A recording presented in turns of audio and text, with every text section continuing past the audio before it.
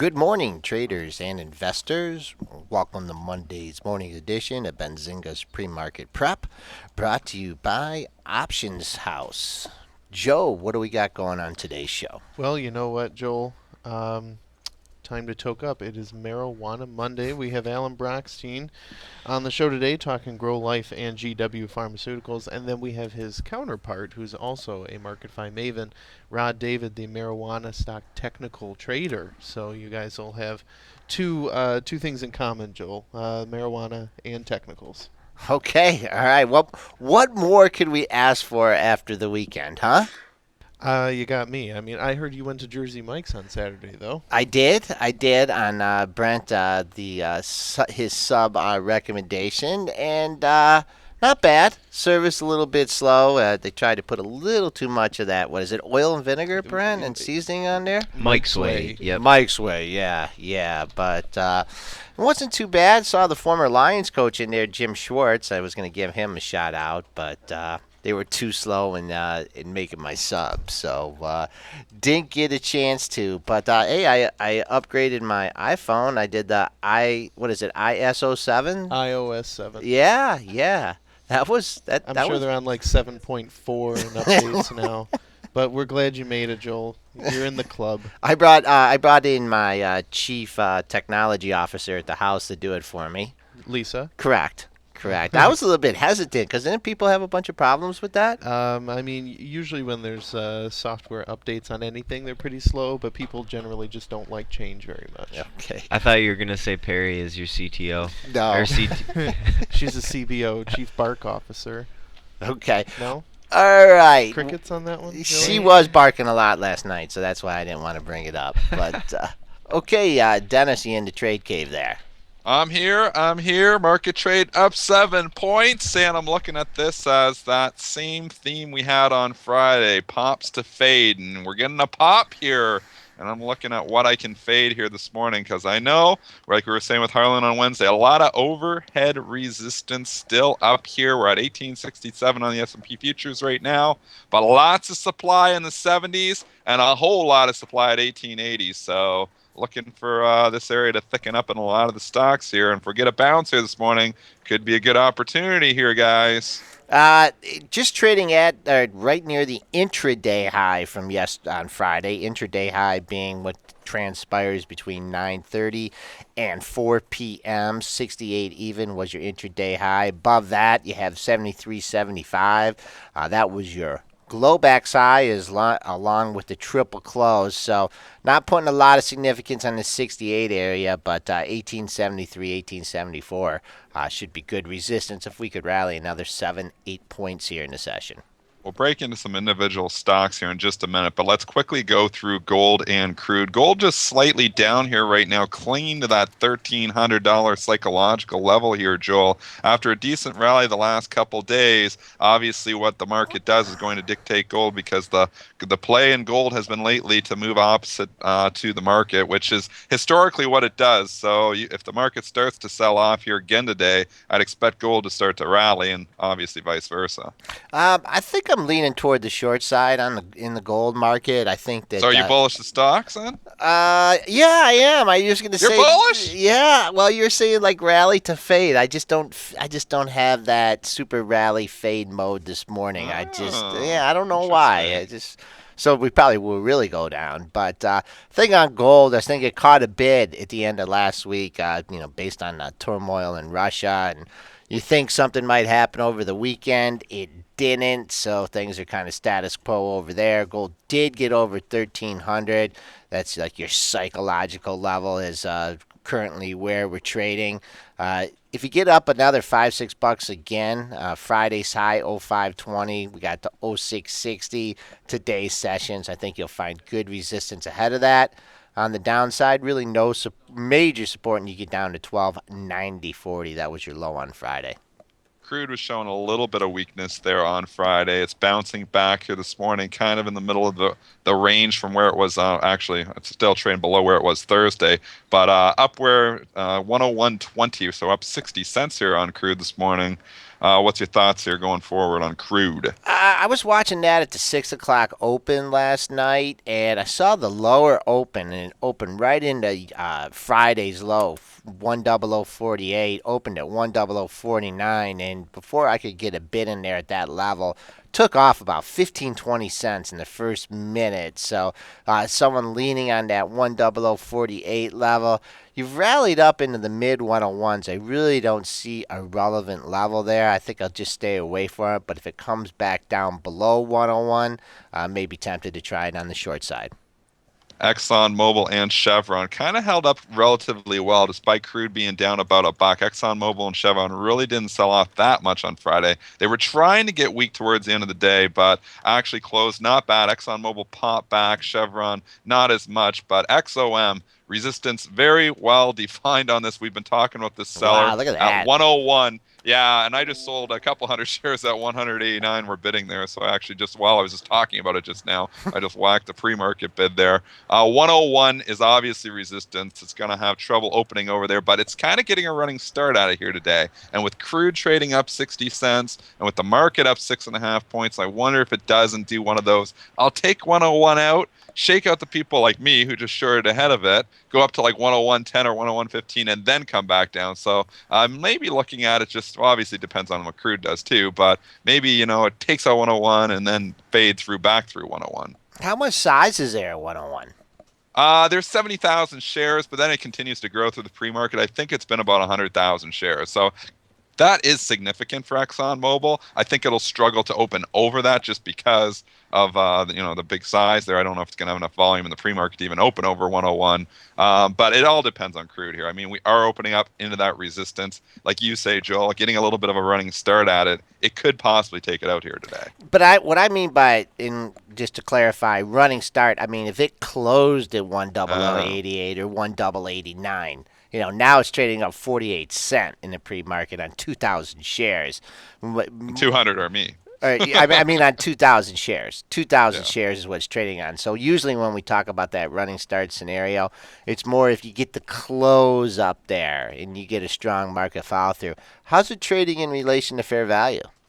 You got to consider crude in with it too, so it's kind of in the range because crude's up 0.6%, ExxonMobil's up roughly 50 cents. That's about up 0.5% there. SP futures up 0.36%. It's kind of where you'd expect it, but like we've said, look at the chart and look at that order size at 101. And 4 days in a row, we topped out right around this $100.90 area. So, I mean, it's worked 4 times before. I'll try it again. If it does take out 101, then all bets are off. But like I said, don't get, that could be one of those classic breakouts become a fake out too. So don't get, all excited if it does take out 101 because we do have the 60 cents. And obviously it depends on what crude does as well. And a big number in Chevron as well has been 125. It's been absolutely enormous for the stock. There's size up there at that level. You topped out a couple days right in front of it at 124.92 and 124.96. So resistance very well defined in both of these issues. And just a quick note with ExxonMobil and Chevron being big components as well in the indexes,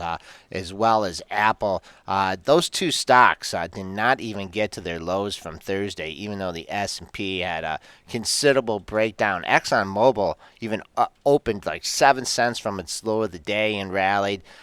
Apple also, it went lower on the day, nowhere near Thursday's low. So if you were looking for a couple key components in the index, as an indicator, ExxonMobil and Apple both held up very well early in the session, and the market ended up coming back. We got Ace in the chat talking about Twitter here, and obviously Twitter had a real rough day on Friday along with all of the other Momo. So we're going to go and jump into the Momo stocks here right now.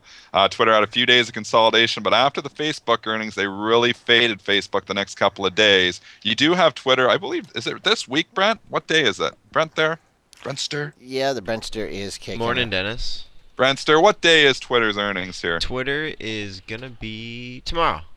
It is? Tuesday. It's tomorrow, eh? Yep. Is it tomorrow after the bell or tomorrow before the bell? I believe probably after, they're going to be after. Yeah, I can't confirm that, but I'm guessing it'll be after the close. Well, obviously it's going to move off fundamentals once after Tuesday night, but before that, it still might move on technicals here. Joel, what are the technicals saying as this thing lost 5 points in the last 2 days? Well, first thing I just want to address, something that Ace is saying here in the chat room, and it was something I kind of had in the back of my mind. Brent and I discussed it. Is when the stock comes out of lockup, and that was a thing that they really played with in the Facebook selling ahead of that, kind of a little bit of protection, and you have the lockup period expiring very soon as well as Twitter. So I think that's giving the shorts a little bit of cover. The way I'm looking at Twitter, you're below that 40 to 45 opening, that first week where it traded. I mean, you're looking at it if you're trying to pick it up here, ahead of earnings, maybe like your 42, 45 call spread, pick up something cheap like that to find the risk on the downside, and then where your profit is. I'm not shorting it down here. I'm not necessarily running out and buying it, but you're down here. You're hanging out near the lows. To me, it looks like kind of like a lower risk entry long trade. From the technicals, getting a little bit of a bounce today. 41.31 was your low from Friday. You had three lows in the under 41 between 39.68 and 41 here. So I just don't think it's just going to blast right through that area and go down to the all-time low of, what is it, 38.80? I just think there's too many people be want to covering their short ahead of earnings. You don't think there's going to be a few people nervous going into the report there, though, Joel, especially after Facebook had pretty good numbers and they sold it off on the report? Do you think there might be, I guess it could be some nervous shorts going in, too, because they are up a lot of money here in the last 2 months, obviously. So, I But don't if know. you I just think there's a few people that maybe not want to hold it into the report. So there's going to be some jockeying. It's just, I guess, a matter of whether the shorts are covering or the investors are selling ahead of the report. Well, if you want to use that logic, they could have bad numbers and rally. Well, and that's one thing too. Like we always say, it's all about expectations going into the report. And when you get these stocks that are running up 10, 20% ahead of the report, some of these momos that we're doing, not really this quarter, but last quarter, and then they sold them off ahead of it because the expectations were simply too high. I mean, here's a stock that sold off from $60 or $58 2 months ago, is now down to 41. So the expectations might be a little bit lower, especially with Facebook earnings being pretty good, and then the stock, selling off on that. So it could be a matter of, after Tuesday, the expectations are lower, but everything changes after Tuesday night. I'm just kind of looking at it from the next 2 day perspective, and I kind of think a few investors might be nervous here. I still think it could be, I think it honestly could go down there and test that 39.68 before Tuesday, but we'll have to see what happens here with the overall market with the momos, because what happens with all Facebook and all the other momentum stocks is still going to have a pretty good influence on what happens with Twitter as well. But maybe we'll jump right into Twitter pretty good, and we'll price the options out for you tomorrow ahead of the earnings report tomorrow night. Facebook too, Joel. Obviously, 3 days, pretty bad. The earnings seemed to be decent. It was trading up in the pre-market for a while there a couple days ago, but then they just rocked it, and the stock closed near the lows on Friday. 57.57 was the low, close to 57.71. It is popping 40 cents with the overall market here, but this chart not looking very pretty. They gave you a chance here, actually three chances here near the $64 level. I didn't figure nowhere near the 50% retracement of the move, but you had three lows in the mid 63s and then just, gave away on Thursday. What they're talking about here with Facebook is they did have an increase in subscriber growth and traffic, but not what they're looking for. So if the increase in the subscriber growth is not in what they're looking for or hoping for, then our people are going to be on there and looking at the ads. So they're kind of just saying that it's growing, but it's not growing fast enough. They're not going to be able to, to sell their advertisements as much. I know this stock to me is very muddled. They did all those acquisitions for future growth. They stuck a lot of people with stocks at higher prices here. So it's a tough call. I'd really like to see it come down to the $55 level. That was the gap that it had from the last earnings call, $54.95. It got to $55.40, I believe, a week and a half ago, or $55.88. So I think a lower risk entry there, but it just seems to be that people are just good earnings and they sell it off. I just don't see it turning around going right back up. Well, it's a whole thing that we've been talking about for the last month, and CNBC's picked up on in the last couple of weeks. The whole um, growth to value play, and everybody's been selling these stocks here really. And we had a little bit of a relief rally in the last week and a half, but now the whole trend is continuing here again, where you're seeing the value stocks going up, and you're seeing the momentum stocks going down. I don't know when that trend reverses here, but people are scared of these valuations. They're scared that the growth isn't going to be as good as you think it is. I mean, look at Netflix. Look at Netflix on its report too. Like, holy cow, man, they're rocking that stock, and it closed near the lows, and it's down another dollar here in the pre-market as well. So they're scared of these higher valuations right now, and I don't know if you can be picking bottoms in these things. Some people are going to be picking bottoms, and I guess you got some. There is some definable support here because a lot of these are just approaching the lows that they made here a week and a half ago, and they're here you've got a definable one too. 312 is the low on the 15th, so I mean that support. If that gets broken, I don't know where this is heading, That's but ugly. Look at that. it's After, not pretty. yeah. I mean, no. I mean, you talk about, lower highs and lower lows and lower closes. You're not going to get any better definition of that. Once again, Barron's kind of piling on the Momo here. Subscriber growth is increasing, but they're looking at what is the video provider just a conduit for people that actually own the content. They don't own content. They own the pipes, but hey, one of the big providers of the content, House of Cards, just somebody. What if they pull out? What if they have another alternative? They go somewhere else. They don't have the content like the content on Benzinga's pre-market prep.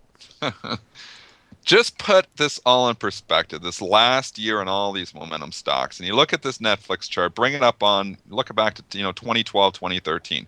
Beginning of 2013, this was $100 stock. In 1 year, it ran to 440, so basically you quadrupled your money on it. There is still a ton of people sitting on huge gains in this issue, and they're starting to get nervous. So we've had profit taking that have knocked us down from 450 to 320, and everybody's kind of jumping, oh, well, now there's a good opportunity here to jump on board. But when you really put this run into perspective here, there is still a lot of air below too, and there's a lot of people still sitting on a lot of profits. So, and if profit taking, like I'm just saying, profit taking could continue to ensue in a lot of these issues. It's kind of scary with that much air below.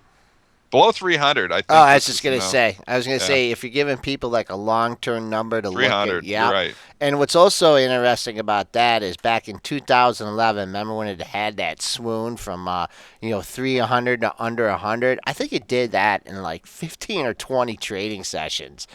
Took it under that level, and so how quickly it can go down. 300 was the former high that it fell off the cliff. So, if this is something you've had in your portfolio for a long time, you're getting a little nervous. I'd say a break below 300, and you could see this thing at 200 in a heartbeat. And then you can look at your basically going from momentum to value and just look at Apple. Look how strong it's been since obviously it's obviously a value stock here now, and they're doing the bigger buyback, and they're doing the 7-for-1 split, and they're doing everything they can to continue to move the stock higher here with that report. But the stock did not want to sell off at all when the overall market was selling off on Friday. This stock was going higher. People are still interested in this one. This is just your classic moving from those momentum stocks and trying to find a home, and everybody's like, we're safe in Apple. It's doing the 7-1 split. We want to be in that one. Eventually, the rotation will come out of these stocks as well. But right now, stocks like Apple, doing everything that the street wanted to hear for basically the last year or last 2 years, is just in favor. And they gave the shorts no chance. When I was No looking, chance. Well, yeah, I was one of them. we could also talk about your accent on that one. Ended up being pretty good, but that didn't even get to Friday. I noticed on Friday didn't even get a chance to sniff that 560 level. A lot of times when you have a big news event such as earnings and you have a defined range on Thursday 560, 73 to 570, you like to see which way it goes, breaks out above the high or breaks down below the previous day's low. Didn't even get within $3 of Thursday's low. Took out that 570 level, and now Dennis, boy, I tell you, let me showing this. I hope you guys can see this weekly chart here because the highest Apple has been since it's made its low under $400 was 575.14. We have not hit that level yet. We probably will in today's session. I'd say it closed above 575, Dennis. And what's going to stop this thing from going to 600? And this thing hasn't traded at 600 since November and December of 2012. I see a couple highs at the 595 level, but Apple major number. I'll make that a 6-star level there at 575. Ace is asking when the actual split date is on Apple. Brent, I think you know that. I think you mentioned it Friday. Is it June 7th or something like that? June 9th? I believe it's 9th. Let me go double check real quick. Okay, Brent's going to go hunt that down for you, Ace. I think it's June 9th to 7 for one split. And we know these things tend to run up ahead of those dates, like just from a historical, statistical perspective. And it doesn't always work, but they tend to show strength ahead of the split and weakness after the split. So that's something to keep in mind here. If you've got, this not happening until June 9th, it's a little ways. They got a month and a half here where people might still be, I want to be ahead of the split. After that, it tends to show weakness. But we're going to have a lot of news. We're going to have lots of stuff. We got a Fed meeting this week, so we got lots of things that can happen. But the safety trade, I feel like the safety trade is on a little bit. I feel like Apple is safe. I feel like, gold caught a little bit of a bid the last couple of days. That's safe. But look at the utility stocks. That's when you can really tell if the safety trade is on. DT Energy had great earnings, stock making out to new highs. But look at the other ones, Duke Energy, DUK, SO, Southern Corp. All of these stocks, Joel, are breaking out and making new 52-week highs. And that's telling you this market is overall nervous because they don't buy this kind of stuff with the 4 or 5% yields if they're feeling confident. So we're up here at 1866 on the S&P, and it's telling you money is flying into safety right now. Safety trade. Are you going to put that in the glossary?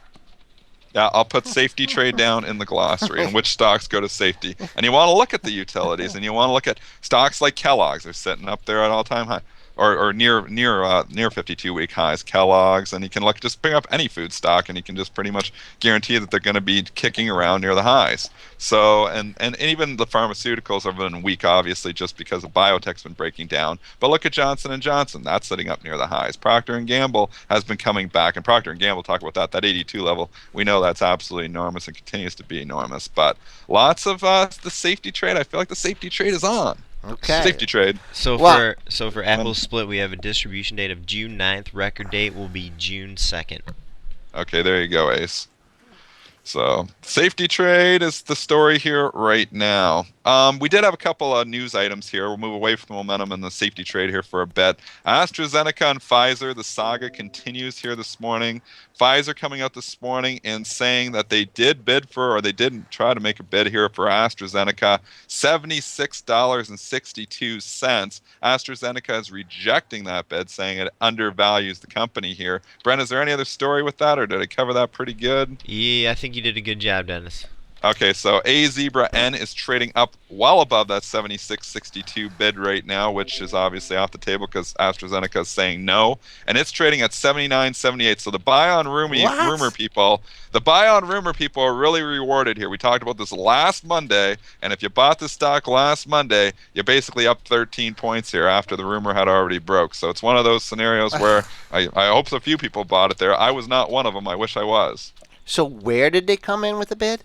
76.62, and AstraZeneca rejected it. So there's no merger here on the table. They're saying that undervalues the company, and the stock is now trading at 79.71. Obviously active over there in the UK trading here. So you've got a tight market here. It's already being priced. Like a lot of times we talk about pre-market trading, you can say, oh, well, the pre-market's trying to figure out where it is. Well, this has already been figured out. It's already been figured out because it's been trading in the UK here for the last 4 hours. So the stock is 79.70 to 79.74. Trading up 13 points here. Pfizer kind of trying to find its home a little bit, though, but it's trading up 75 cents here as well. So interesting, Pfizer not getting the company, but they still, I guess, like the idea that they were bidding for it, and the stock is trading up here 75 cents. I wonder if the Pfizer might be one of those pops to fade here. Did you say that AstraZeneca was Ackman in the UK trading?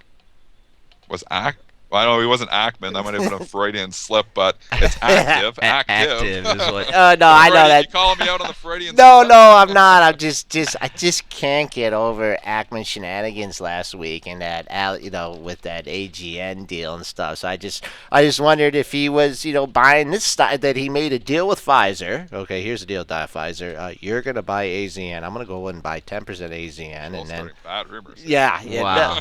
no. I mean, come on. Now look at the Pfizer. They are getting a pop on this, all right, in the pre-market trading. 31.58 was the high that you had just a few moments ago.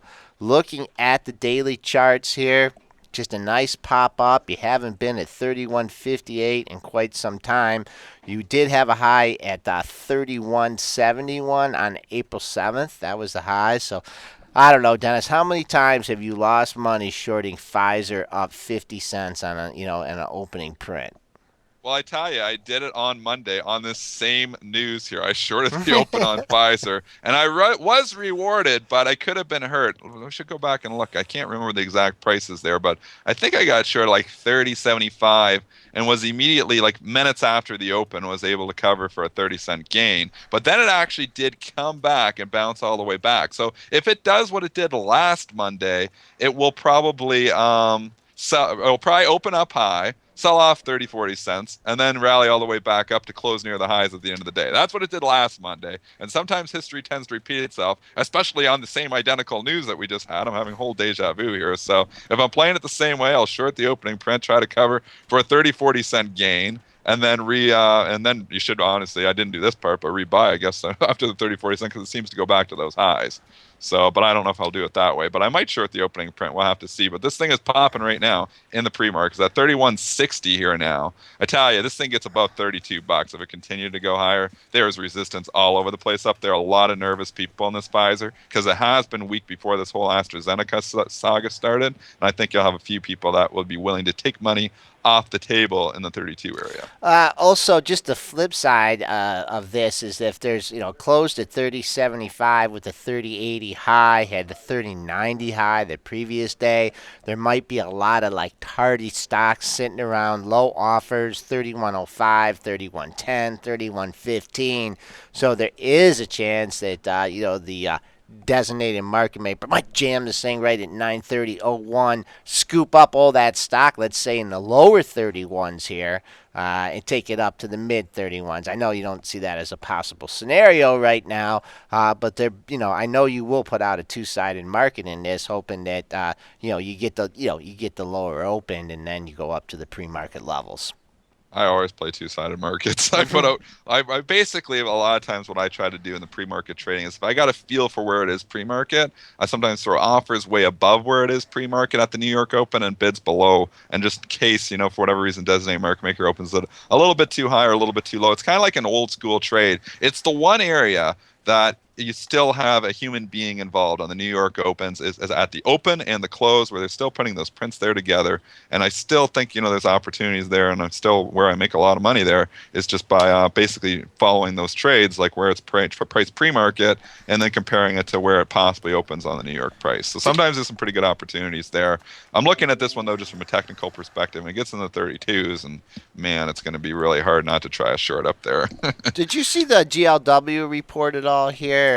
Turd Trader, our favorite name in the chat room here, says that report. Turd Trader. We still got to do the show on all the turd stocks for Turd Trader, but I digress. Go back, Joel. That is, got a big pop here. Brent, you got the particulars on that? Yeah, they reported Q1 EPS 31 cents. The street was looking for around 30 cents. We got a beat on the bottom line. Sales coming in at 2.39 billion. Analysts were looking for a top line of 2.3 billion, so they did beat on both the sales and earnings figures. Okay, this stock is getting a nice pop. Good old Corning. What did that go to during the? Oh, that was 110 stock back in the early 2000s. I don't know what they were, fiber optics or something. I don't know what drove it up, but getting a nice pop here. Got up to 21.63, trading a little bit of volume here if you look at the highs of the moves, you have 21.66 and 21.77 here. So you're about 30-40 cents from some major resistance. I think I'd be more apt to sell it at that area, probably even more size kicking around at 22. This is another stock that trades, pretty good volume. But look at this. Someone had a little inkling on Friday, Dennis. Stock trades 7-8 million shares a day on Friday. 14.5 million shares were traded. So getting a nice pop up to this recent high of the move. He did that back in April. And then the monthly chart doesn't do you any good on this one because it just kind of, if you look at the monthly chart, wow, you got to get bullish here. It looks like it's just breaking out. But see what happens at 21.75 level. If you look at the Friday night trade in GLW, you say somebody had an inkling. It's amazing at how many times the night before the earnings report the next day that the after hours market gets it right. It's amazing how many times, because this was trading up at 21 and a quarter, up 50 cents on Friday's late night session. So, and here it is, and then it reports a good quarter. And I always noticed that trading, and I was like, man, they seem to always get it right. And I'm not accusing anybody or anything here, but they're very good at guessing which way it's going to go. And this thing was trading up here substantially in Friday's night session there. And obviously the report was good as well. So interesting. Did you coincidence there? Does it pop into your filter? You see it trading up, and then you look to see if there was earnings, or did you know there were earnings coming up? I knew the earnings were coming up, and actually sometimes you can So actually it was just exactly that. I kind of watch for them, especially when there's only 1 or 2, 3 reports. When you have like 200, 300 reports coming out, it's hard to watch them all. But I have filters that are searching the after hours and the pre-market there all the time, and it's showing me what's trading actively. It's also showing me the leaders and the laggards. So after hours on Friday, usually on a Friday night session, there's hardly nothing happening at all because everyone's going home for the weekend.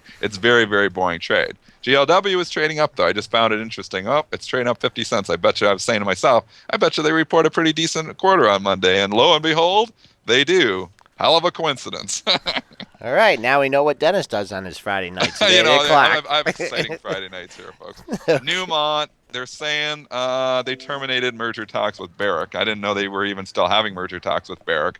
But Newmont is getting killed on this termination of these talks. It's trading actually down $1.50 right now, closed pretty much at the highs on Friday. So whoever was buying this Friday thinking maybe they'll announce something on Monday, ooh, no, wrong. 26.45 is where it went out. The high was 26.50. They are getting rocked. It's traded 400,000 shares here right now, trading down at 24.92, Joel. This is getting murdered. Yeah, it is. But do you see the way it's just holding up here under 25? This is, it's only a 15-minute chart, but for the last hour or so here, someone's really making a stand here, buying everything that comes at them at 24.90, 24.94.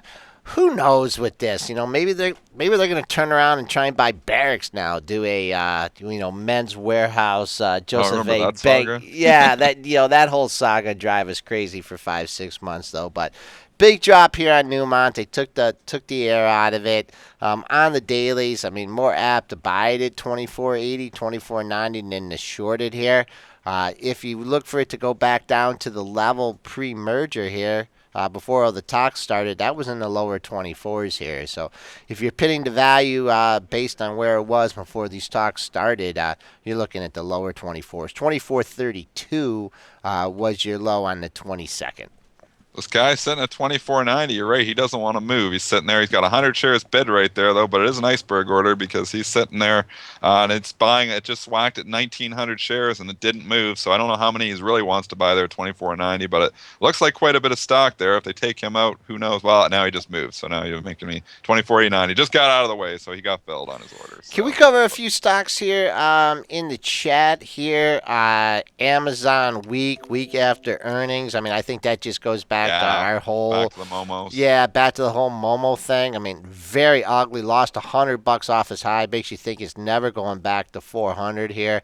What's crazy too? Just to cut you off. Sorry, sure, Joel, that's okay. But I think it got up to didn't it get up to like 360 after hours on Thursday night? Where did it get up to after hours Thursday 350 and change. 350. So it's in the 350s here. So if you were all excited on that Amazon report and you're buying that thing after hours, you're quickly down 50 points in one trading session because the thing's down at 303. Or if you were smart about it and you were fading that, that's a little bit better. A little bit better move.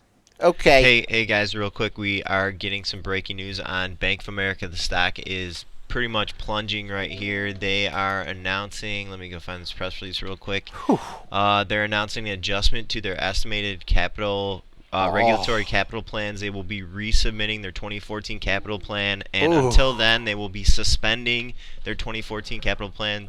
That does include the buyback plan. So we have shares trading down to about $15.64. They were up over $16 just before this news came out.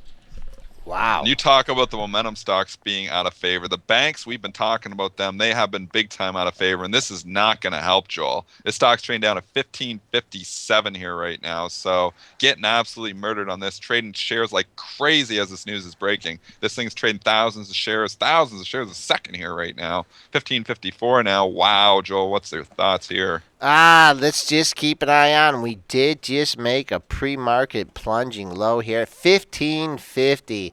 Former low of the move here was 1562. Keep an eye on that. Just the whole pre-market low, that 15. Keep making new lows here. I don't know, Dennis. 1547 low. I mean, I don't want to say that we're going back to let's see here. Wow, you got to go back a long time here to get, 1551, 1552 were the lows at the end of December. Also had major consolidation there. And then you had the big run up from 1506. So Bank America, man, this 1550 level is huge, needs to hold, or the bank could be in a whole lot of trouble. I don't know, and a lot of the other financials here are getting whacked, and the S&P futures are starting to get whacked here now too. We just sold off 2 points. J.P. Morgan just ticked negative. Goldman Sachs is still trading higher, but they're starting to whack that down too. Morgan Stanley, no real trades here yet, but they're starting to whack some of the financials. Citigroup just ticked negative as well, down 10 cents here on this. If they start whacking the financials, how does this market continue to rally without the financials, without the momentum stocks, and the market going into safety? That's why I just think this was pops to fade here, and now we're only up 4 points. Not getting much of a pop. Okay, Joe is going to bring in Alan Brochstein here. Sorry, we got carried away with that Bank America news there, so we're going to bring in our first guest, Alan Brochstein. Can we just bring Joe Alan right in here right now? Are we going to take a break, or because he is dialing? We'll take a quick break here. We'll be right back.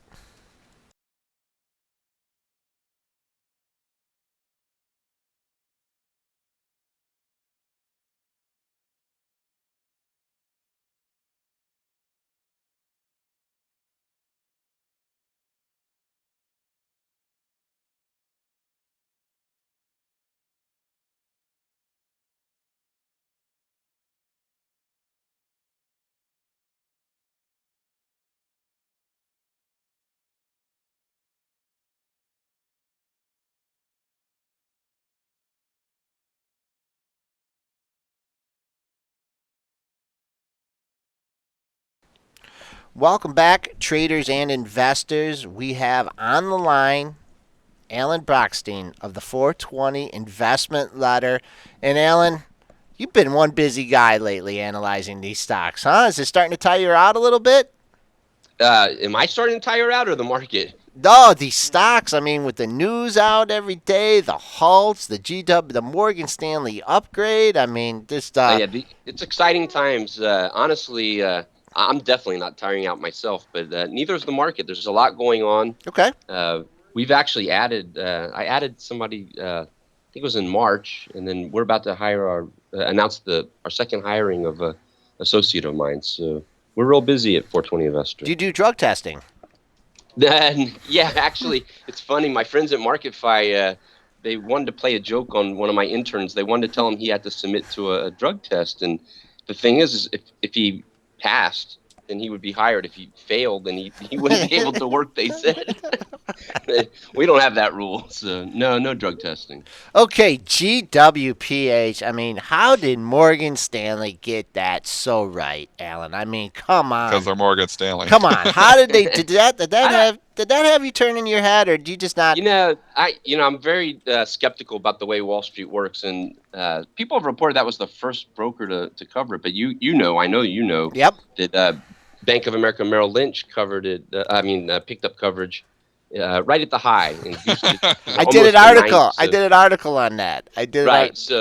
So this was there was no news in this one. It was interesting because if you actually read the report, the most exciting part I saw was I've never seen this kind of number out there, but I think it was 245 is their bullish case. That 103 was just a base case. But let's face it, the only news was that Morgan Stanley's covering it. Period. End of story. And of course, Jim Cramer took it and ran with it and told people it would double within 48 hours. And that was a little off also. But this is the same Jim Cramer that said he's not talking about pot stocks anymore. Very good point. Very good point there, Alec. I like that. I'm not talking about pot stocks anymore, but if Morgan Stanley is, then I could talk about pot stocks. That's well, I guess GW, which has some news out this morning too, Yep. they're not really a pot stock. They're a biotech. Let's face it. They're totally different from the rest of the space. And we had a position. We sold a little bit into it, and I didn't feel so smart about it the next day because it went up 2 more days after that. We made two small sales in our long term. We call it the 420 opportunity, but these are usually not ways to make money. So I was kind of surprised to see it rally so much on that news. But we had 2 weeks ago when I was on with you guys, we were talking about how there was a lot of support. I thought down at 41.50, and I think it got within 28 cents of there. And that's usually the way GW works. It doesn't quite get to where you think it's going to get.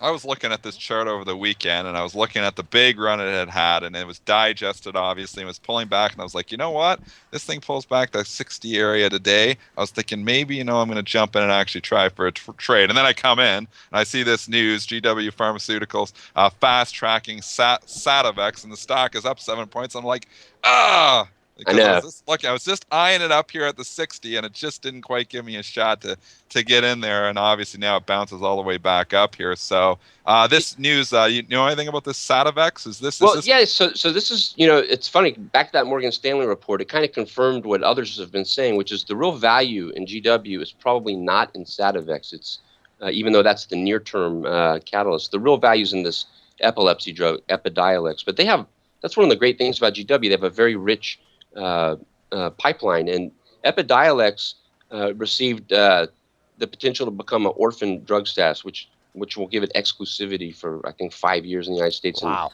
And they received it in Europe also.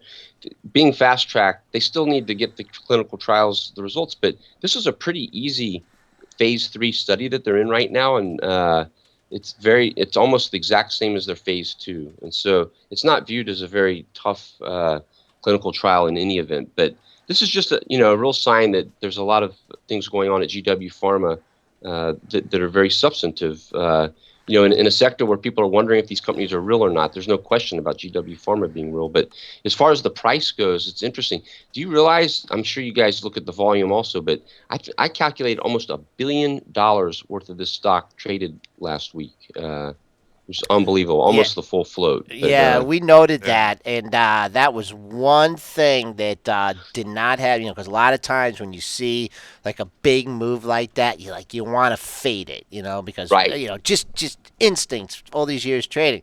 But then I looked, and it went from 300,000 shares, 400,000 shares as average daily volume. Then it trades 67 million shares. Crazy. It's like, hello. Okay, I mean that just tells me that gap's not going to get filled. They left a gap behind Monday morning a week ago, and it was the gap and go. We talked about it too, actually, ahead of that on the Monday morning. We thought it could be one of those scenarios of a gap and go.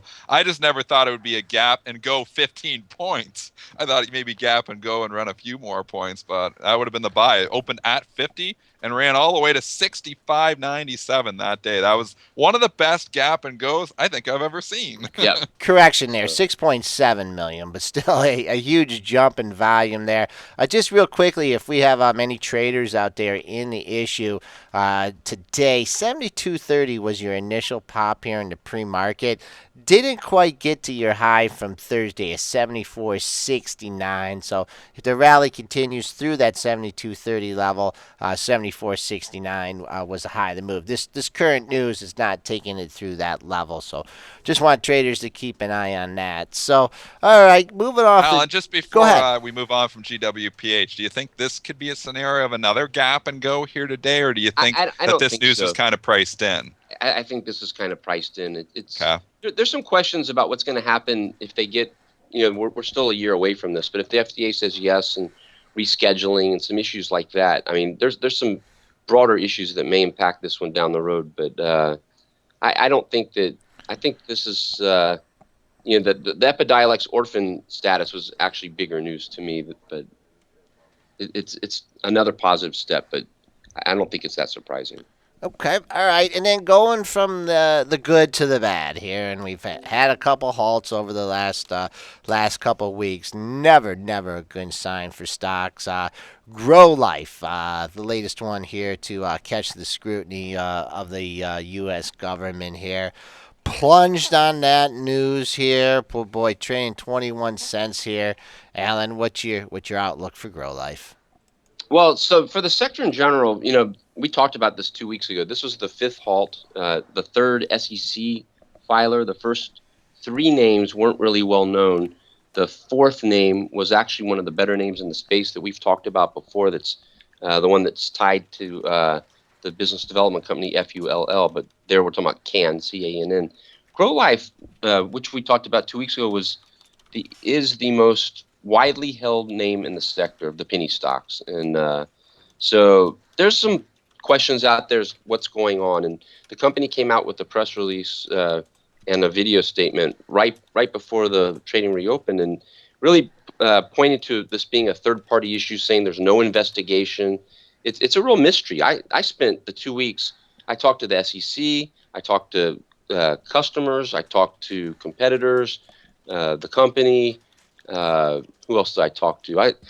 Journalists and national magazines that have looked into the space and been negative, Seeking Alpha contributors who've been negative. I reached far and wide to find out the real story and was never able to find anything. So at this point, I have to assume that whatever the SEC saw, it wasn't necessarily something that the company had done bad. There's no investigation announced, etc. So the fact that it reopened and traded down, I don't mean to say only 60%, so that's not a lot, but truthfully, typically these things open up 85 to 90% down. Now, CANN, we know that one didn't fall as much, but the reason for that is there's just not that many shares in the public float. But this one's very widely held, so I found it interesting that the stock seemed to find some support.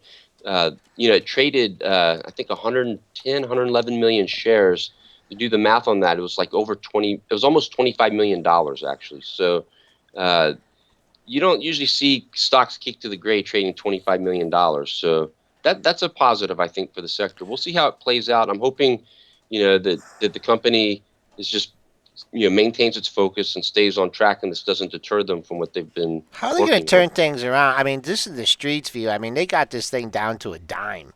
So, I mean, they pretty much have this company pegged at near worthless. I mean, bankrupt. I mean, what? Well, not really. That's 80 million market cap at a dime. So I wouldn't say that. I think that you have to separate the business from the stock. And yeah, there were some people that were desperate to sell. There were calls. Some people said the stock was going to go below a nickel. So I didn't believe that at all. We actually I had a conference call Wednesday night with subscribers, and we kind of laid out what we thought were the expectations, and we had a central forecast that most of the trading would take place between 15 and 30. The high was 28, and we said that there were some outliers, and 10 cents was the outlier that I suggested on the downside.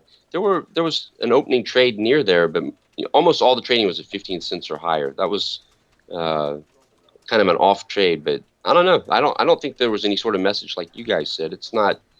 The stock began the year at 15 cents, so it's up year to date, which for a halted stock, suspended stock, it's all, like I said, glass half empty, glass half full. I'm pretty happy actually to see that the stock is still up year to date. John Spangler is in here in our chat, and he's actually one that's caught long in this thing. He's just asking, would you be buying more down here to lower your cost, or is this something you maybe stay away from?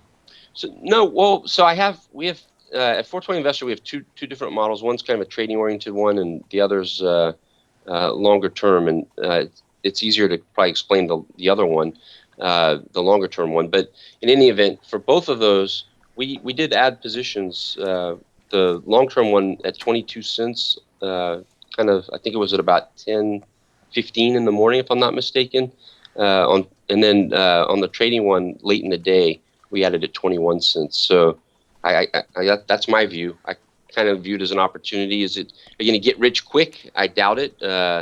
These things take a while. In the stocks, any stock that trades without a quoted bid and offer is not very encouraging to investors. Scary. So, right. So I think that there was a lot of uncertainty on Friday. Like I said, some people were saying it would go to a nickel, and even now people are saying, "Oh, it's going to bleed to death." But the liquidity is definitely there, and I would imagine, just listening to my subscribers, it sounded like a lot of them wanted to buy but couldn't because their brokers would only allow them to sell and not buy.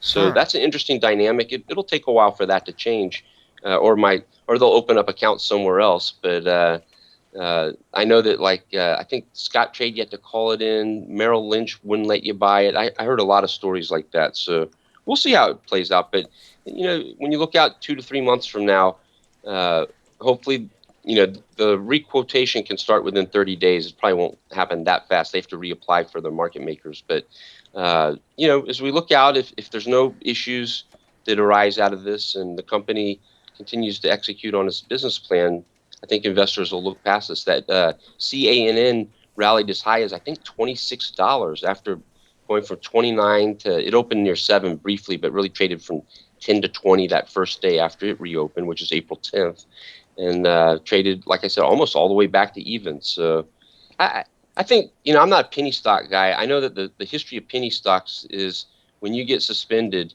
it's usually death. But I have to tell you, usually when penny stocks get suspended, they probably deserve that. There are a lot of scams in penny stocks. I'm going to stand by my judgment that neither CANN nor PHOT are quote unquote scams, and hopefully they overcome these issues. And one day, hopefully, we find out why the SEC actually halted these stocks. So they can halt them and cause this kind of chaos in the market and not really reveal That's correct. Correct. And I want to be careful. Wow. I don't. I'm all for FINRA and for the SEC. There's a lot of crap.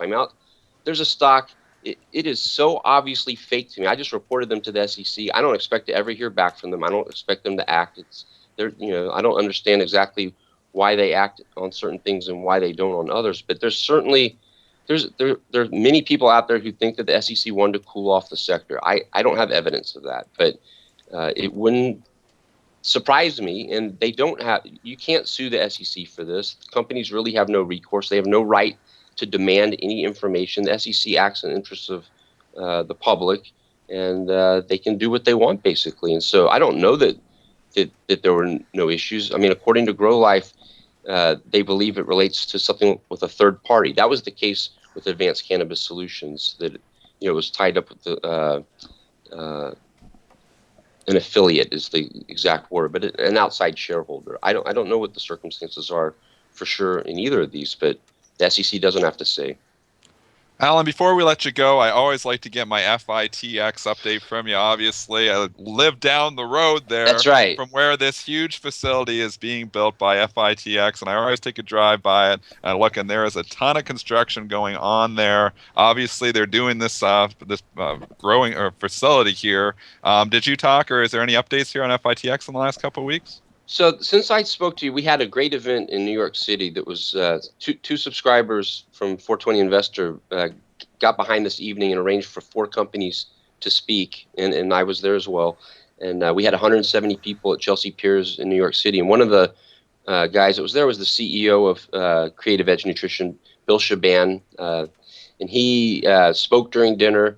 And then he also hosted a bowling party afterwards. He didn't bowl; he was just talking to people, but. I actually bowled a strike, which was interesting.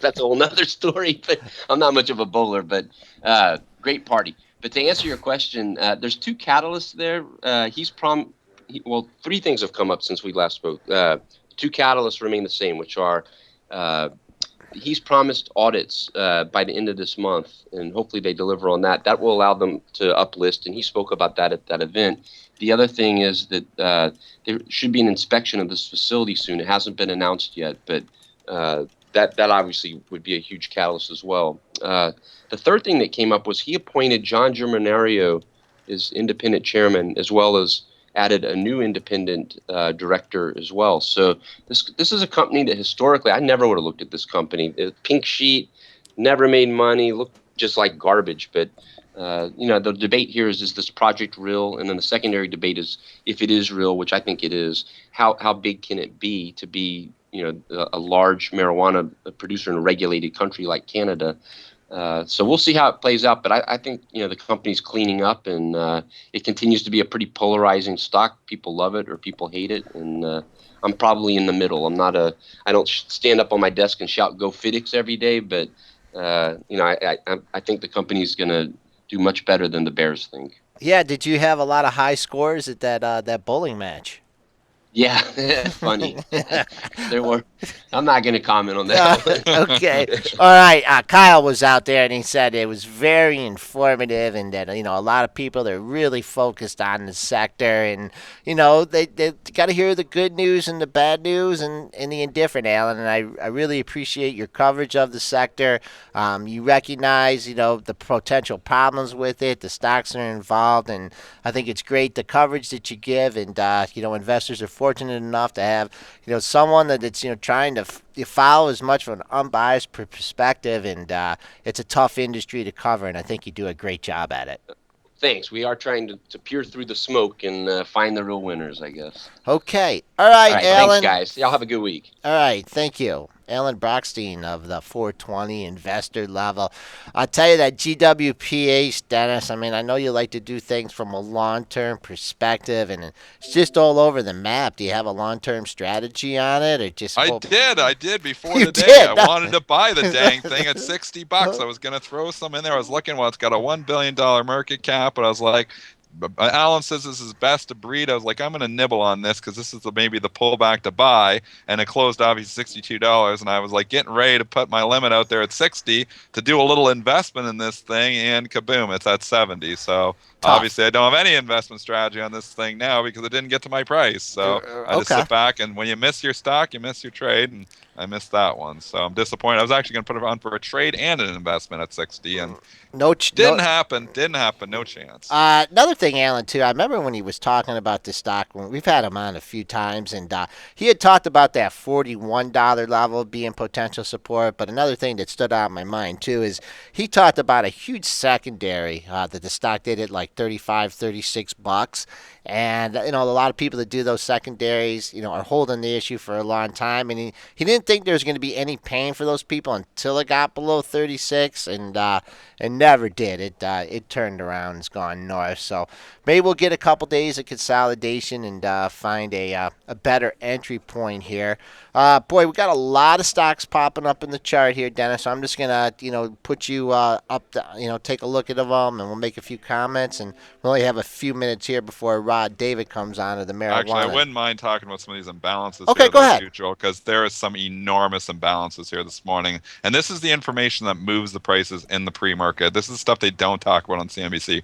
Coca-Cola is got 363,000 shares to sell. Everybody's probably scrambling around. What's happened with Coke? It's trading down 20 cents all of a sudden on active volume. Well, at 8:30, the imbalance numbers come out, and they're not good for Coke. There's 363,000 to sell. If you look at the chart of Coke from Friday, it had a ridiculous pop right at the end of the day. I actually shorted into that pop, covered too soon. I covered after hours of 40.90, but that's besides the point. The stock's trading now down at 40.80, and it's giving back that entire pop here. Another guy reloaded at the point 41, another 137,000 shares. So despite getting taken out on Friday, he reloaded and is offering it up there again now. But there's somebody selling a lot lower. They're 363,000 to sell in Coke. Okay, pretty well-defined range. Did sneak over 41, close at the high 41.01.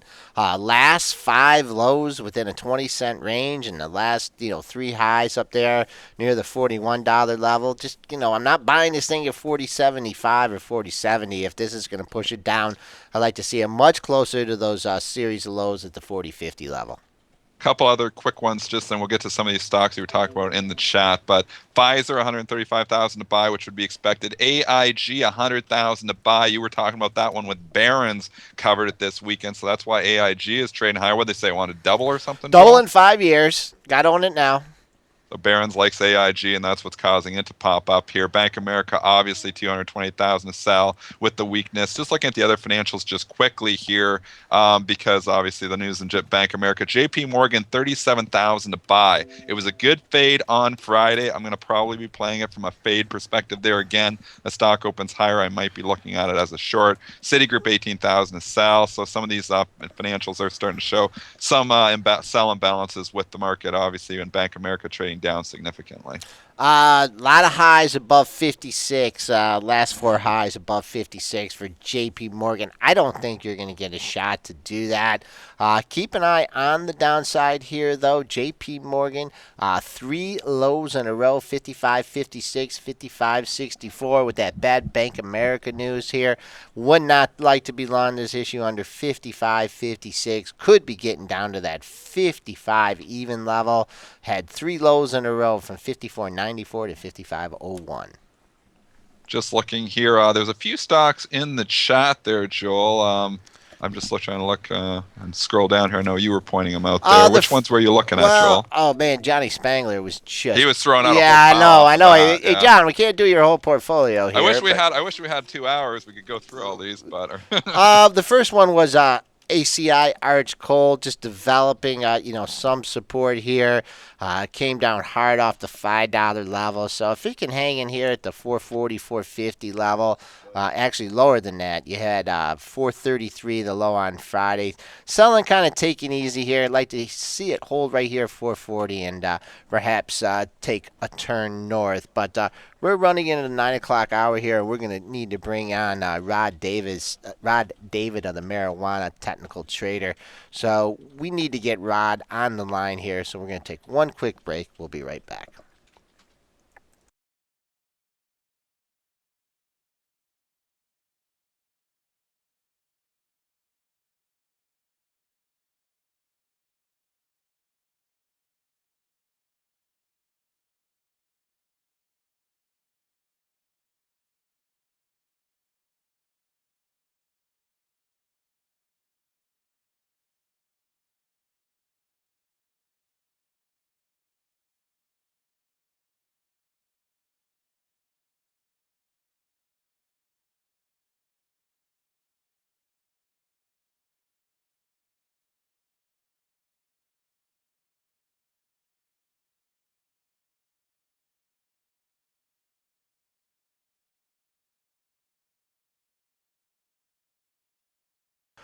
Welcome back, traders and investors. We have Rod David of the Marijuana Technical Trader doing his best to chart these stocks and try and identify good entry and exits level. Rod, how you doing today? Great. How are you guys? We're doing good. Just quickly, just give us a little bit of your background in the financial markets. You bet. I started on the web, actually. I'd been a broker and started my own analysis on the web back in 94, 95. There was a web then. One of the first technical analysis websites launched the web's first Traders Chat, actually, in 96. And went on to build that, sold that, went to Options Monster to just service what I'd grown into, which is, rather than stocks, futures, specifically the market indexes, like primarily the ES, short-term trades, some swing trades, several intraday trades, and then took that on my own and have been doing that. Launched a marijuana stock technical analysis stock service about 6 weeks ago on MarketFi, and here we are. Okay, so when I spoke with Alan during his April 7th interview, I asked about your decision to liquidate your modern portfolio. Can you just discuss why you did that, and now, putting everything into context, what your next move is? You bet. And that was a big day. It was a big day wanting to pull the trigger perhaps a day or two late, just being new to the community and seeing that I just wasn't finding any stocks to buy. I had some stocks that I'd bought, mostly lower, that were erasing those gains. It wasn't really wasn't really a trading environment. You know, there'd been so much hype, and it's not a bad thing to have hype in a market if the hype is over the right thing. And this was hype over performance. The performance was begetting performance and attracting new buyers. And the one big thing I love about this sector is the liquidity. Not that it's liquid, but that its liquidity is increasing all the time because so many people know about it. The GW story this morning, everybody's hearing about that. The legitimacy that the sector's getting, that the industry's getting. Sector from Morgan Stanley, industry from FDA. Sanjay Gupta. So that's a big deal. But going into that day, into the end of the week, and just not being able for days not to find anything that I could justify buying in the broader market. I'm sure you recall seeing Correct. NASDAQ get squeezed. Speculative premiums were getting crushed. It was biotechs were down. It was just a matter of time that rolled over to us. So pulled the trigger, and it's been several weeks of downtrend, but we may be out of the worst of it.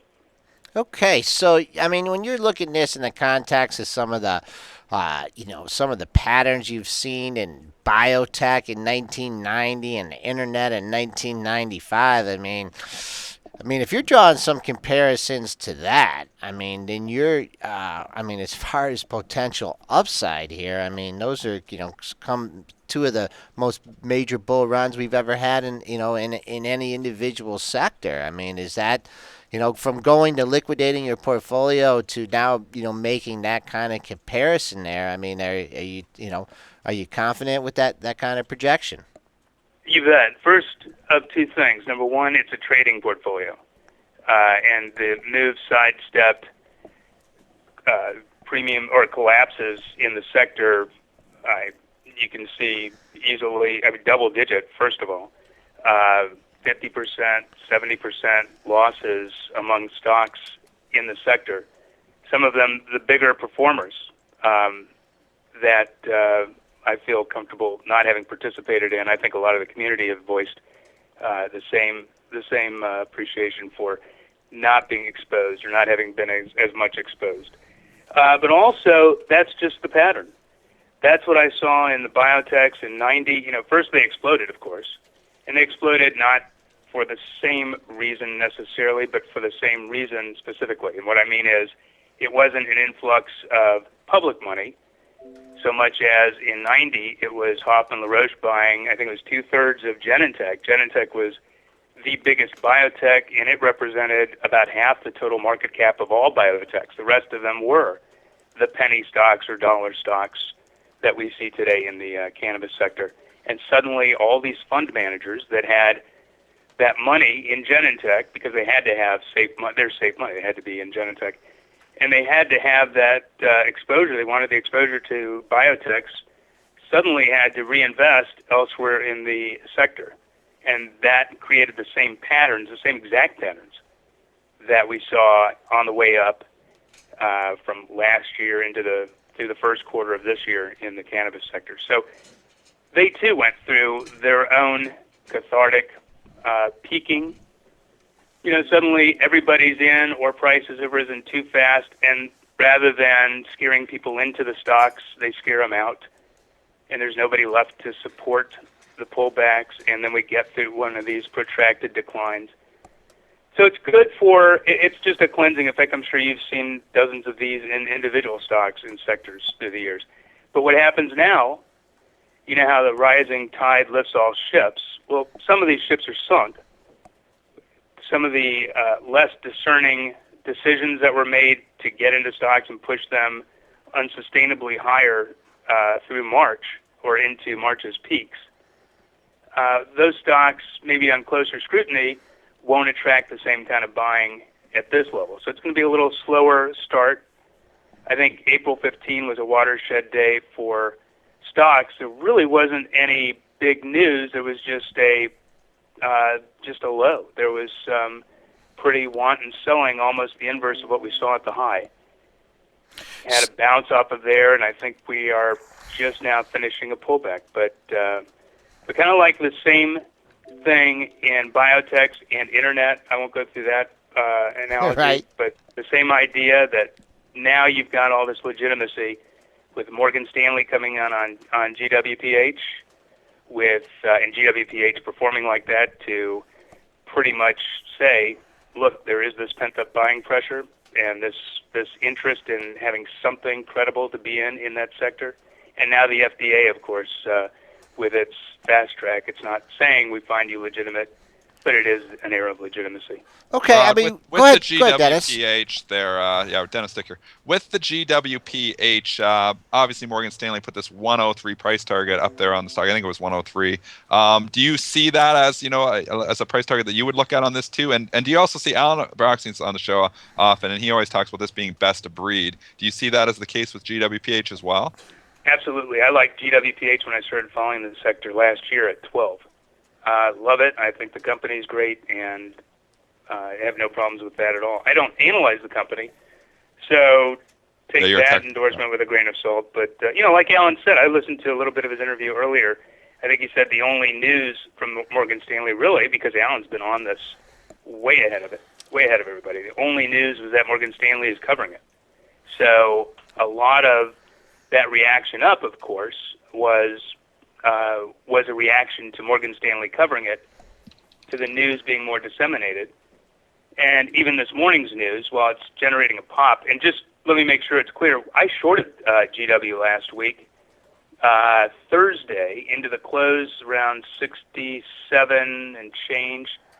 Wrote it down, of course, on Friday, and apparently I am writing it back up pre-open, and we'll decide what to do. I've got some parameters for subscribers on what to do at the open that's already out there, but just looking for a pullback, as a trader, just playing the overbought. Okay, so a lot of people, you're going to find some people that are saying that, this is just a fad, and that in like a year or two, people are just not going to be talking about pod stocks. Look, the fuel cell stocks had their time in the spotlight. They're back down. I mean, there's already enough supply out there, enough illegal supply. So if you're looking for companies to, supply marijuana and load up on them and think the whole country is gonna be legalizing it, you're probably not gonna make money there. I mean, what would you say to somebody that says, "Hey, this is just a fad and it's passing, and in a year or two, people are just not even gonna be talking about this sector"? Sure, I bet I've met those people, like the people that told me internet stock, or the internet was going to be the new CB radio phase or fad. So, Joel, what about your dad? What did your dad fade back in the 60s? Wasn't it TV? Well, he never faded it, but he said TV wouldn't make it. He said who would TV wouldn't make it. He said who would want to sit around in their living room and watch a little box, when they could be out, doing things like going to the horse races and things like that. And also he said McDonald's. Who's going to pay a nickel for a weak cup of coffee and a dime for, and I won't use the word you used to describe the hamburger. But anyways, go ahead, Alan. Sorry about that.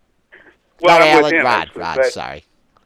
As far as spot stocks go, or as far as the industry goes, I'm not the expert. I just think that this is nevertheless going in one direction and not the other.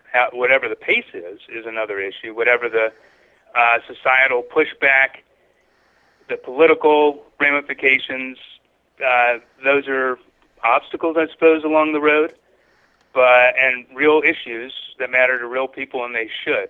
But that doesn't change that there's a real industry here, that there's, for better or worse, this is where it's at and the direction that it's heading. Well, what's in the industry? But what is it? Is it the supply of marijuana? Is it the medicinal purposes? I mean, what is the driver? I don't get into that. What I get into is, first of all, the technicals, and just generally seeing the similarities in what I witnessed personally while trading the biotech sector, while trading internet stocks during those phases, and being totally prepared for long, drawn-out pullbacks. I was just as long as anybody else during the run-up in the marijuana stocks. So I was just as excited about their long-term potential, and I still hold some that I held into the high that are in the investment portion of my portfolio. But as far as being able to find something viable, there's a lot more now than there was then. So I like the sector. I didn't start the service just to take advantage of there's a lot of work to start a service, to start Correct. this marijuana stock technical trader on MarketFi. And there's a lot of work involved in that, and it's not a big payoff if it's just for that one phase or that one call or the next call that this might be a bottom. I see this as a longer-term growing industry, and just generally, experientially, not being new to the investment world, a lot of good signs going off. Well, I mean, you're making those comparisons. I mean, if you live and traded through the biotech's ups and downs, and as well as the internet. I mean, there's using that as a premise and drawing the comparisons on that. There's no way that anyone can make a valid argument that there's not huge potential. And if you're following the kind of analysis that you're doing on the stocks here, you're trying to follow them. You're trying to find defined entries, risk reward ratios. If you go about it that way, then you're giving yourself a chance. But just to go out and blindly buy a basket of these stocks and whatnot, you're putting yourself out to risk. But when you put it in that perspective of the biotech and the internet sector, I mean, if we could hit a replay on those buttons, we would we all know what we do in the market. Are you still following the biotech sectors? I mean, obviously your technical analysis extends to other sectors and other stocks, correct? Absolutely, and I only follow anything in the context of charting and technical analysis. So I certainly follow sectors, just intramarket analysis, and that's, as I said, one of the clues I had that that any highly speculative stock or sector was about to face difficulty was back in March when the biotechs were getting crushed. I do intermarket analysis among different asset classes, but also different indexes. The NASDAQ, if you compare that to Dow and S&Ps ahead of March's peaks, you can see that index that is more speculative relatively than the Dow, obviously, was underperforming, wasn't making higher highs with the broader market. So, to that degree, yeah, I definitely follow. As far as the news, other than the crossover, like a GW into the biotech sector, no, nothing specific. Okay, I mean, just to finish up the interview here, just like the bio, I mean, has the bubble, I mean, from a technical perspective, I think I know what your answer is going to be. Has the bubble burst in the biotech sector? I'm looking at the IBB here, the ETF. I was also looking at the trading action in Biogen last week, and Gilead not really on their stellar earnings. And the move into value stocks. Has the bubble finally burst in the biotech sector? Yeah, as far as bursting, it's bursted and off. I think that what you see in these patterns is that the bottoms are a different shape than the tops. They're a different pace. They're a different degree. They're definitely deeper as far as the number of issues that remain saturated, that remain under pressure, while some of the bigger names start getting bought back up. So we may be at that phase. A number of them may still have some lower objectives. I don't really want to get too into specific stocks that aren't in the marijuana sector. Okay. Because I don't have a okay, I follow-up understand on that. But basically, yeah, I think it's premature to say that the whole sector's coming back. Okay, but all there's right. certainly some values. Yeah, no, just because you've been in it to win it for so long with these stocks and following and stuff. I just said something Dennis and I have been talking a lot about lately. So, Rod, thanks a lot for coming on. I'm certainly going to keep your thoughts in mind here, regarding the comparisons you're making between the marijuana sector and the biotech and the 90s and the internet. Be interesting to follow. Thanks for taking time out on your busy morning here to join us here on Benzinga's Pre-Market Prep. We'd love to have you back on again. I look forward to it. Thanks for today. Thank you, Rod. Okay, right. Have we covered this sector? Have we covered it today or not? I think it is covered. Marijuana Monday, Marijuana Joe. Are we Monday back? is Okay, right. okay. I'll drink. No, whatever. Joe, we'll go to you. Jeez. All right, Joel, I will take it from here. Today's headlines from around the globe. Pfizer proposed buying AstraZeneca for about 58.8 billion pounds or 98.7 billion US dollars in what would rank as the biggest ever UK takeover, and continues to be interested in a deal after getting spurned. The proposal is about 14% above the April 25th close for AstraZeneca. The stock today climbed above that price, gaining the most in more than 2 decades. A Pfizer acquisition of the UK's number 2 pharmaceutical company would be one of the largest takeovers in the industry's history. Pfizer wants to negotiate an agreement that AstraZeneca's board can recommend to shareholders, and the US drug maker said it's currently considering its options. The deal would allow Pfizer to use some 70 billion of cash it has built up overseas that would be subject to taxes if brought back to the US, and because of the combined company would be based in the UK, would lead to a lower tax rate. Hackers are already at work exploiting a newly discovered flaw in Microsoft's Internet Explorer that has left more than half the world's web browsers vulnerable to attack, including those on many federal government computers. Microsoft said it was aware of limited target attacks in a security advisory posted on Saturday. Hackers are mostly targeting versions 9 through 11, according to the security firm FireEye, which discovered the flaw. The most vulnerable versions represent 26% of the total browser market, according to FireEye, which has termed the repeated assaults Operation Clandestine Fox. But that number jumps to about 56% when you include IE versions 6 through 8. This is what is known as a zero-day threat because there was zero time between the discovery of the vulnerability and the first attack by someone exploiting it. Not every vulnerable web browser has been compromised. To exploit the vulnerability, hackers have to trick users into taking some sort of action like clicking on a link or opening an email attachment. The flaw relies on well-known flash exploitation technique to bypass Windows security protection. Once the bad guys are in, they can install malicious software without users knowing. Two 20th century popes who changed the course of the Catholic Church became saints Sunday as Pope Francis honored John 23, and John Paul II in a delicate balancing act aimed at bringing together the conservative and progressive wings of the church.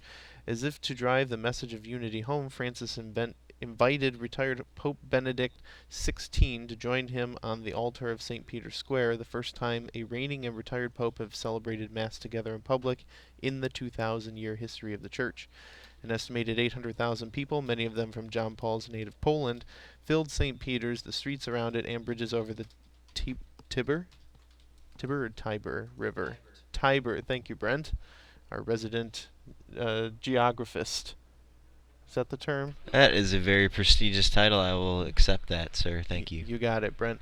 A huge turnout, but only half the size of the crowd that came out for John Paul's 2011 beatification. John reigned from 1958 to 1963 and is a hero to liberal Catholics for having convened the Second Vatican Council. The meetings brought the Church into the modern era by allowing Mass to be celebrated in local languages rather than Latin, and encouraged greater dialogue with people of other faiths, particularly Jews.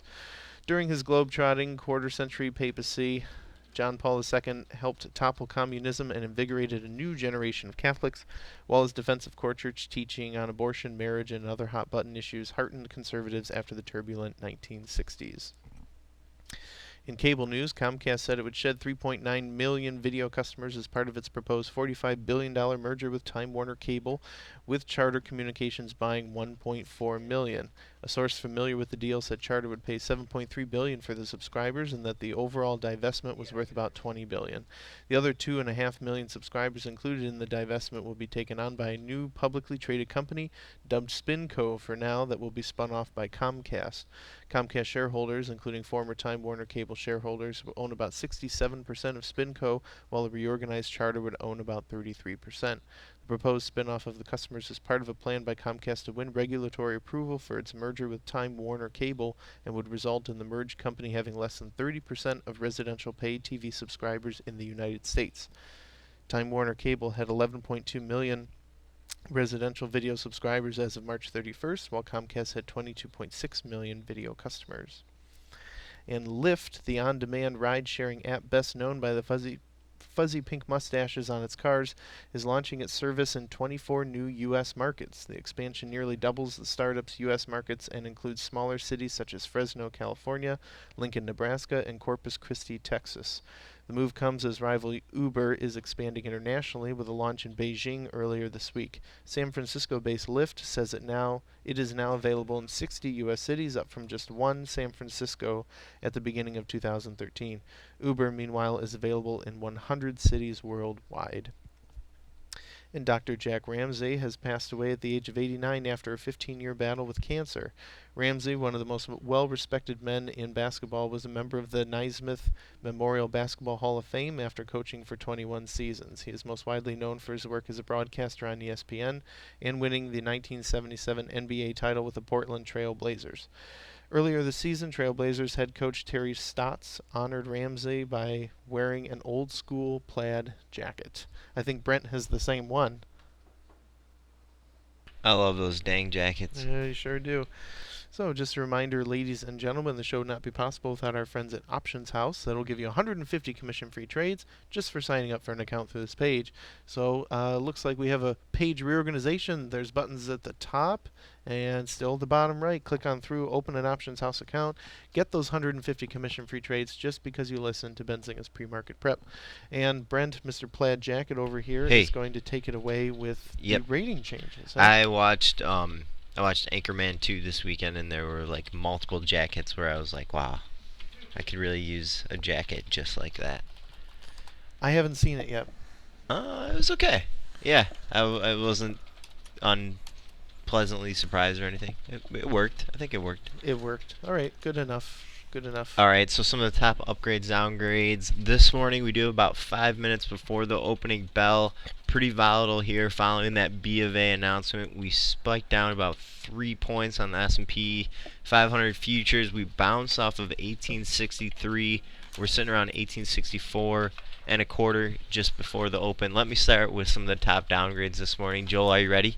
I'm ready. Okay, sweet. Okay, so SunTrust had a bit of a pair trade here. They downgraded shares of Marriott, MAR, from buy to neutral, while at the same time, I believe it was upgrading shares of Starwood Hotels, that's HOT, to buy. So go over Marriott first. I like both hotels. Yeah, me Why too. would they do that? I don't know. Something fundamental, probably. Probably didn't have anything to do with your stay in a Starwood hotel last week. Okay. All right. Pulling back here a little bit here on the Marriott to the $57 level, trading down 23 cents.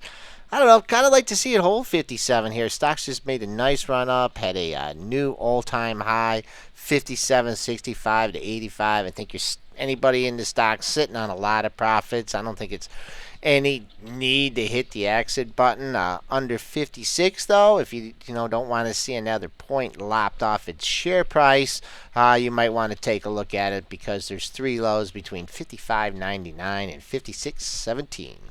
All right, so last week on Friday we had shares of DreamWorks Interactive, that is DWA, trade down about 4.5%. There was a downgrade over at Topeka Capital.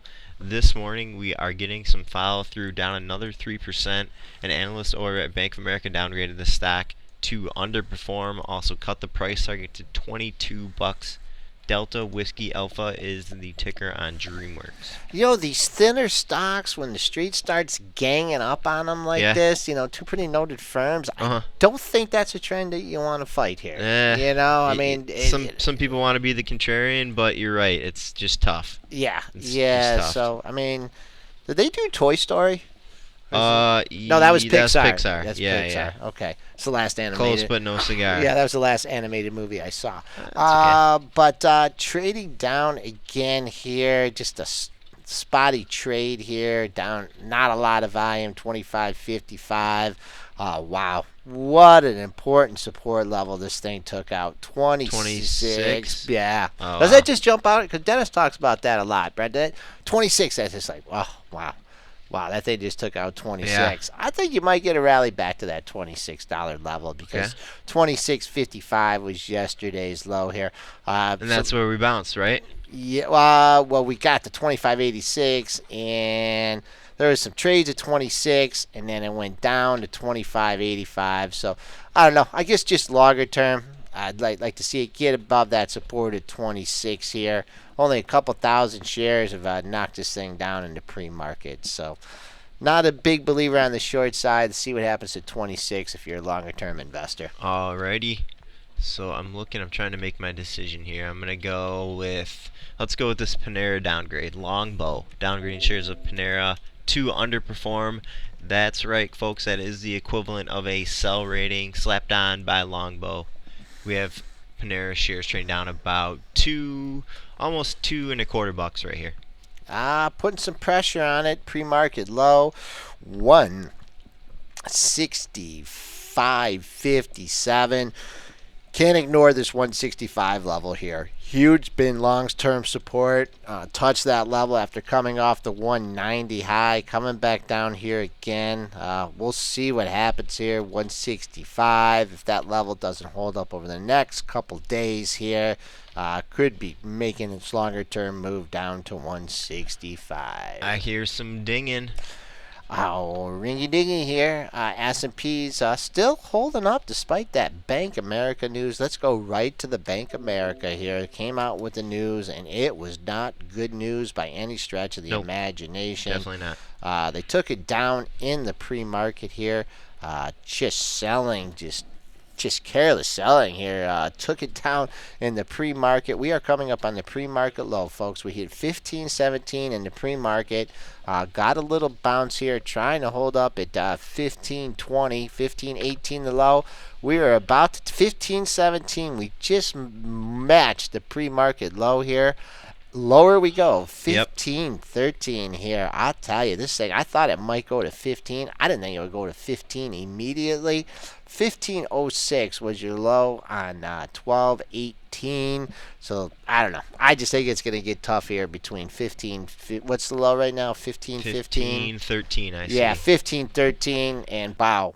Bada boom, bada bing. You just pop the dime here. So, 15.13 could be your low of the day in Bank America. Could be. Okay, fair enough. So despite a little bit of continued downside in Bank of America, we are getting a nice little pop here in the S&P 500 futures. That B of A announcement came out right at 8:33 Eastern Time, and we were trading at 1866 right as that came out. So we are right now back over that level, 1866 and 3/4 right now. Let's move on to some of the notable upgrades we have this morning. Credit Suisse upgrading shares of Deckers away from underperform. They upgraded that one to neutral. Stock was up about 6% on Friday's session. They did have quarterly figures. I believe it was Thursday night. What is Deckers doing this morning, Joe? Deckers, I hate charts like this. You know, they have the gap up in no man's land. The high that you had from Friday, 84.31, just hit a 84.48 high. If you're looking for the continuation after the earnings day, we are trading above that level, but I don't know. Just seems a little bit lofty. If it continues here, major resistance, several highs on the 85 handle, 85.34. I see 85.74. I don't know. Just we're getting there. Next level could be 85.74. That was your high on February 27th. Shares of BlackBerry trading up about 2% this morning. That is about 14 cents. Bravo Romeo Yankee upgraded at Oppenheimer this morning. They upgraded that one from underperform to market perform. Kind of sleepy here at the $7 level. We got down there and made a bunch of, never got under 7, got to 701.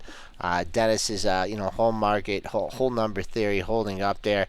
Getting a nice bounce. I just want to alert our traders that we had two exact highs at 744 on April 23rd, April 24th. We hit 747. Should run into a little resistance there. If you're looking to pick this thing up on a decline here, I'd like to maybe if this pulled back, maybe 20 cents, 30 cents off this 750 level, 720, 730, 728 was your low on Friday. Maybe give you a little lower risk entry point using that 701 as a stop out. Let's jump over to the automakers really quickly. We have an upgrade on shares of Ford this morning. It was a bit of a boutique firm, Craig Hallam. They upgraded Ford from hold to buy, and we do have Ford shares trading up just about 10 cents or so. GM not holding up. It did pop at the open, but we have been selling off in GM since 9:30. General Motors here, and I totally forgot to tell our listeners who's going to be coming on the show on Thursday. Oh yeah, you wanted to tease that. Yeah, We'll we have did. at it. Yeah, say. I mean, he did a secondary thing, the minor thing with Barron's over the weekend. But what he's really looking forward to is coming on Benzinga's right. That pre-market is prep right. on Thursday. A good old bear like myself, Doug Cass will be on, but Doug mentioned a pair trade that he has on. Ford and GM. No, this is an interesting one here. A lot of volatility on it. He's long GM, short Tesla. Long Yeah, GM. Wow, this yeah, is a traditional play here. And one thing that just stuck out, and correct me if I'm wrong with the numbers, but I think that for every car that like Tesla sold or something, it's like $100,000. The representation, is like $100,000 to like its earnings. Where Ford and GM, it's like a couple thousand. So he's got the pair trade going here. A lot of people have liked GM, even though it's just gotten beat up with with all that news. We'll have to hear what Mary Barra says at Dana's graduation on Saturday. But GM's been all over the map, sold off earnings here, finding a little bit of support here, 33.55, 33.60. Besides the breakdown to the lows under 32 and a couple minor pops that we've had above 35.50, this thing's just been well defined. 33.50 to 35.50. If you're still a believer in GM here at this level, you have an entrant point. I know Mr. Buffett is still on the issue. A couple huge hedge funds managers are talking about the issue. Now Doug Cass likes it, even though it's he's a little bit bearish on the market here. Right. So 33.50 is the level I'll be watching on GM for next couple days. I'm looking at a year-to-date chart of both Ford and GM right now. We have Ford shares up about 3% year-to-date. GM is down almost 20% year-to-date. So I think you're kind of getting a lot of opportunity here in GM if you want to go down that road. Well, the other thing that Doug pointed out in the article was that these two companies are giving it up in the short term on the electric vehicles. They're not hopping in here. Yeah. But the longer term economies of scales, I mean that F-150, I know you're looking at buying one of those.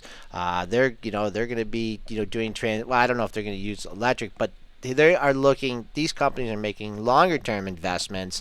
They're just not building a couple thousand cars. Yeah, so right. That was another part of his thesis. So Ford whacked after earnings, recovering here. Let's see, we made a low on Friday at 1571, and I believe that's where they whacked it down to in the pre-market, kind of trading that area all day here. So lower risk entry here, 1571, 1584 in today's session. So good support here in Ford.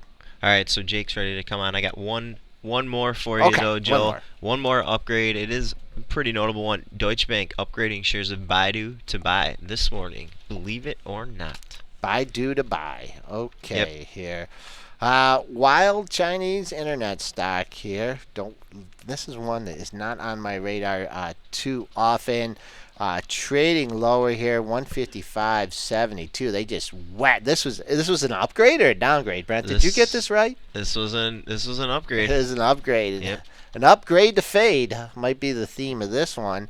Opened up and it's just gone straight down.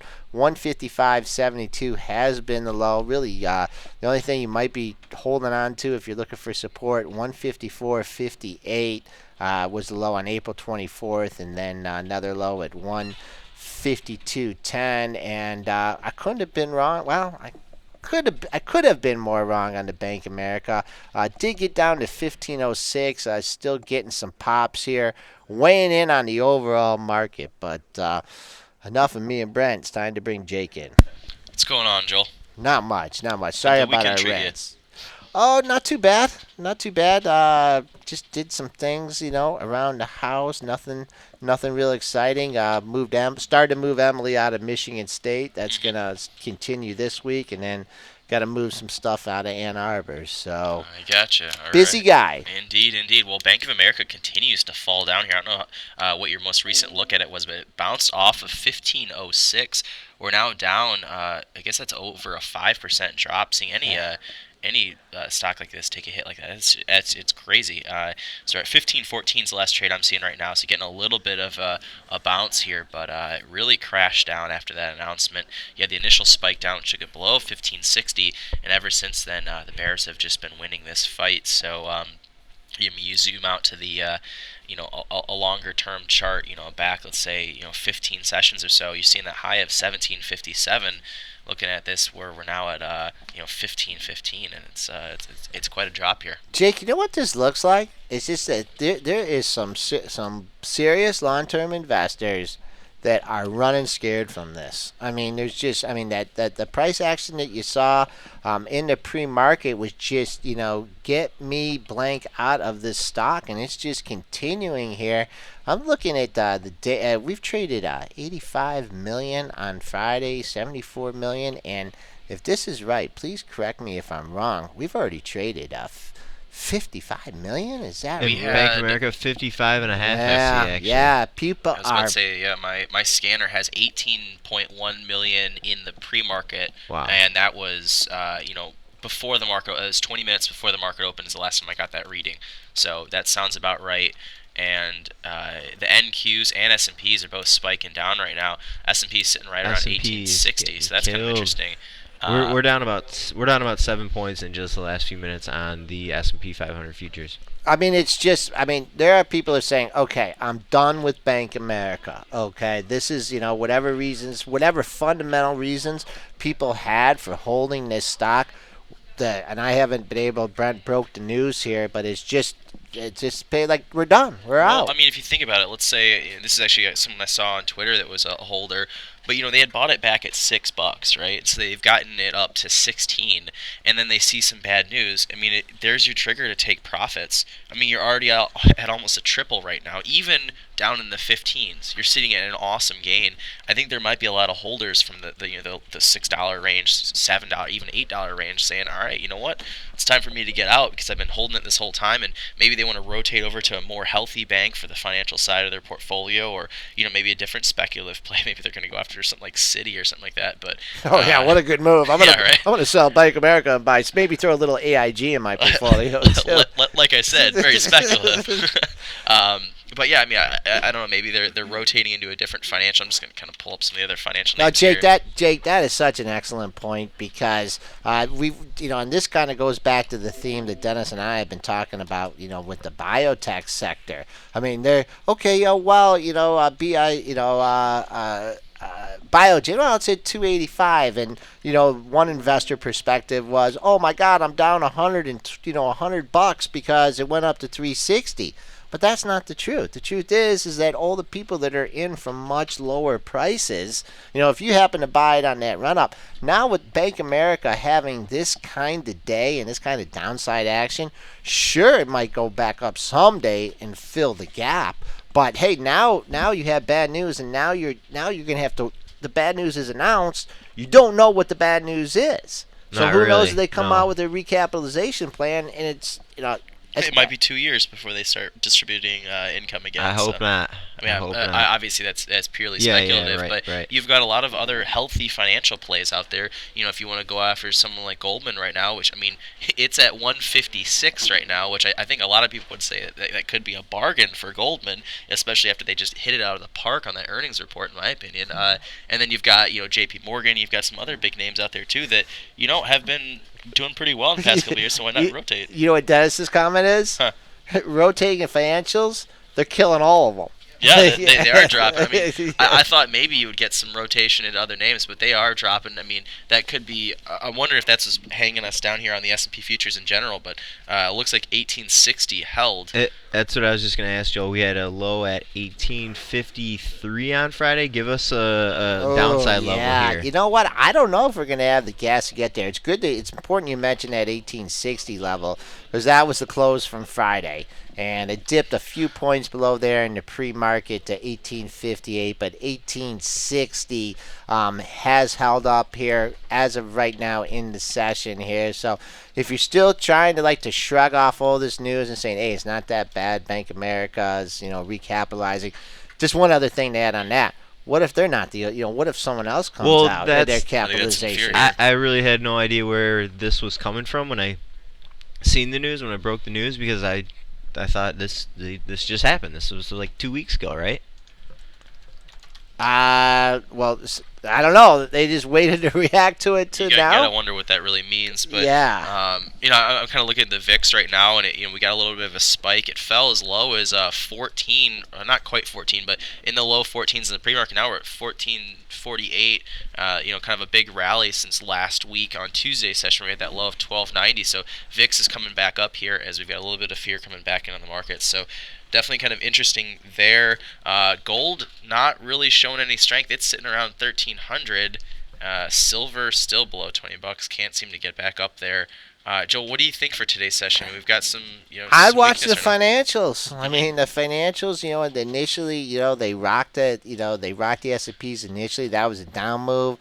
They gave you a little bit of breathing room off the open that pop up to 1866 and change, 1867, right up near the pre-market high for Friday. I'm sure a lot of people at that point were like, "Oh, the Bank of America news is not that bad. It's it's time to buy the dip." And now things have changed. So I keep an eye on your financials. They're the reason for the sell-off here. 1858 pre-market low. I'm still gonna hold on that as long as that holds. I don't think we're gonna have a total washout day. Below that, we'll be looking at 1853, and that was the low from Friday. So covered a lot of stocks here. Sorry we didn't get to all of them in the chat room. I hope you guys are having a good trading day. Hopefully giving you some good information. And we'll be back with you tomorrow with just as good a show, even though I think that's going to be kind of hard. Have a good trading day.